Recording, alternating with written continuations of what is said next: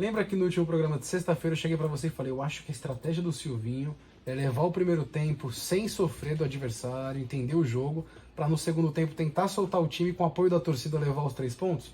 Pareceu que foi muito isso que aconteceu contra o Fortaleza. E foi isso que aconteceu também contra a Chapecoense. Pois é. Bem ao estilo Corinthians. Foi. Acho que o Silvinho levou a sério aquele negócio do sofrimento acima de tudo e de todos quando o assunto é Corinthians. E sofre contra 2 extremos. Contra quem tá brigando pra não cair, contra quem tá brigando por Libertadores. E assim, a escalação dele é uma coisa agora que ninguém sai contente com a escalação do Silvinho, mas ele no intervalo, ele costuma fazer as substituições certas no intervalo, no decorrer do segundo tempo. A crítica maior que vem do torcedor é, por que não arma um time assim desde o começo da partida? E ele deu essa explicação na entrevista coletiva. A entrevista coletiva do Silvinho é, o campo fala e os espaços vão abrindo conforme o jogo vai acontecendo. Isso até é verdade. Sim. Contra o Fortaleza eu não julgo tanto a escalação dele quando ele coloca Gabriel e Duqueiroz. Na verdade era uma das situações que eu imaginei possíveis. Eu só achei um pouco estranho manter o Renato Augusto de centroavante, porque nitidamente não funciona tão bem. O que me parece mesmo é que ele está escalando um time para não tomar gol no primeiro tempo, porque ele já viu que contra o América Mineiro e contra o Juventude, quando toma um gol, o adversário se retranca e fica muito difícil penetrar a defesa. Ele prefere levar o primeiro tempo equilibrado, para no segundo tempo o adversário não vai se jogar contra o Corinthians com 40 mil no estádio. Eu acho que esse está sendo o pensamento dele. Contra o Fortaleza, o segundo tempo do Corinthians foi excelente. O primeiro tempo foi bem morno, bem equilibrado com o Fortaleza. Do começo do primeiro tempo até os 20, o Fortaleza esteve melhor. Mas o segundo tempo foi um ótimo segundo tempo do Corinthians, teve as chances e o Cássio não sofreu, não fez defesa. Não sei se vai pela incompetência do Fortaleza, mas de certa maneira o ímpeto ofensivo do Corinthians no segundo tempo deu certo e foi coroado com um golzinho no final, gol do Cantillo. O Jô e o Cantillo participaram da jogada, os jogadores que entraram no segundo tempo. Roger Guedes também participou bem. Mais uma vitória por 1-0, mais um jogo sem sofrer gols. É a 4ª vitória seguida do Corinthians dentro de casa, desde a volta do público. Um time que estava mandando seus jogos sofrendo demais. Agora consegue pontuar nos jogos que ele precisava.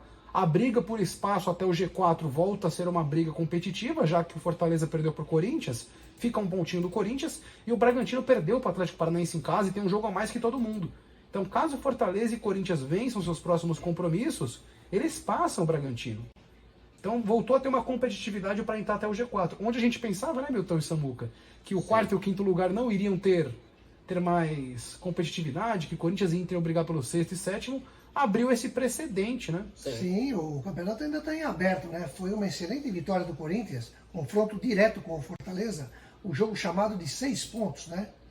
Foi uma boa vitória, como você colocou bem, né? E sem tomar gol, né? Agora, em relação ao posicionamento do Silvinho na equipe, ele tem que escalar o time. Saiu com o time no primeiro tempo, viu que não está dando resultado, aí sim, onde entra a mão do treinador, né?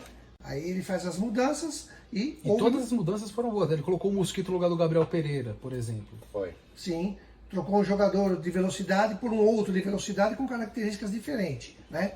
E manteve a ofensividade. Eu gostei da explicação dele nas substituições, até fez sentido, por mais que muito torcedor não goste. Foi bem técnico, na verdade. Ele falou assim, o Gabriel Pereira, ele tem um 1 contra 1. Só que o lateral esquerdo estava dobrando em cima do Gabriel Pereira, e ele estava foito indo para cima e perdendo bola. Então eu coloquei o Mosquito, porque o Mosquito é jogador de profundidade, de velocidade para ir pro fundo. Aí o cara não acompanha. Vai mais aberto. Então fez sentido, pelo menos até aí. Sim, mudou a característica. Não perdeu a velocidade, como eu te falei, mas mudou a característica. Porque o Gabriel Pereira é um jogador canhoto que costuma fechar por dentro, fazer o facão e finalizar. Enquanto que o Mosquito não, ele já é um jogador mais aberto, ele abre mais o campo e é um jogador mais de linha de fundo. Eu espero que eu acredito mesmo que o mesmo time que jogou contra o Fortaleza vai jogar contra o Atlético Mineiro.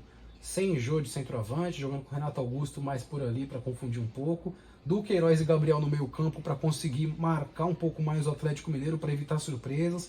Levar o primeiro tempo, quem sabe um empatezinho no primeiro tempo, não tomar gol, para ver o que acontece no segundo tempo. Desde que teve a volta do público ao estádio, o Corinthians tem dificuldades nos jogos fora de casa. Ele perdeu para o Sport por 1-0, ele empatou com o Internacional por 2-2, ele perdeu para o São Paulo por 1-0. O Silvinho virou a chave, né? Tinha facilidade fora de casa, em casa que era o problema. Virou, mas isso diz muito sobre o que é o Campeonato Brasileiro com torcida.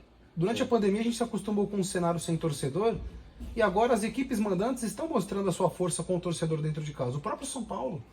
O próprio São Paulo é um outro time quando joga no Morumbi com a torcida. Sim. Você acha que se o São Paulo jogasse com o Bahia ontem no Morumbi teria sido aquilo? Não teria sido. É complicado, né? Porque como você colocou, sem torcida, às vezes o jogador baixava a cabeça, ficava naquela cobrança só do banco de reserva, da comissão técnica. Que nem aquela cobrança. É a cobrança à distância. Agora, o estádio, como a Arena do Corinthians, o estádio lotado, o jogador ali é incentivado ao estímulo, né? A torcida ganha jogo. Então, como eu coloco sempre, ela ajuda muito a ganhar jogo também. O torcedor, ele manda no resultado. Se o time vai conseguir bem, ir pro inferno ou pro céu durante a partida. Claro que o time tem que jogar bola, mas um jogo equilibrado, por exemplo, você viu o Fluminense, por exemplo, 0x0, a torcida chamando de time sem vergonha, e saiu um gol nos acréscimos. Então,